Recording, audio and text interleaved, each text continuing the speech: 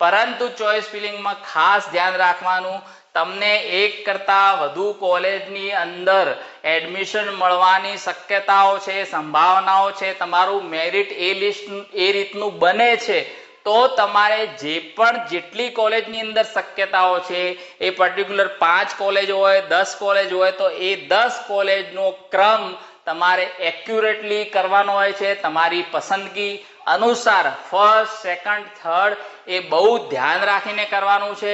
તમારું મેરિટ જો એને યોગ્ય હશે તો જે પણ તમે પ્રથમ કોલેજ ભરી હશે એ તમને એલોટ થઈ જશે. બાકીની 9 કોલેજ વિશે તમને પૂછવામાં નહીં આવશે. જે પ્રથમ ચોઇસ ફિલિંગમાં પ્રથમ કોલેજ હશે અને એ કોલેજની અંદર જો સીટ ખાલી હશે અને તમે એના યોગ્યતામાં આવતા હશો, તમને પહેલા જ રાઉન્ડની અંદર પહેલી જ ચોઇસ ફિલિંગ તમને એલોટ થઈ જશે.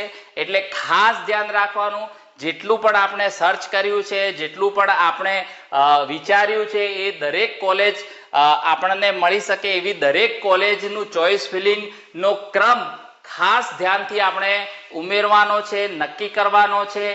એના અંદર આપણે ભૂલ ના કરીએ, નહીતર જે ચોઇસની પાછળ રહી જશે અને વિધાઉટ ચોઇસની આગળ ગોઠવેલી હશે તો જે આગળ કોલેજ ગોઠવેલી છે એ આપણને એલોટ થઈ જશે, પાછળની જે આપણી જે ચોઇસની કોલેજ હશે એ નહીં મળે.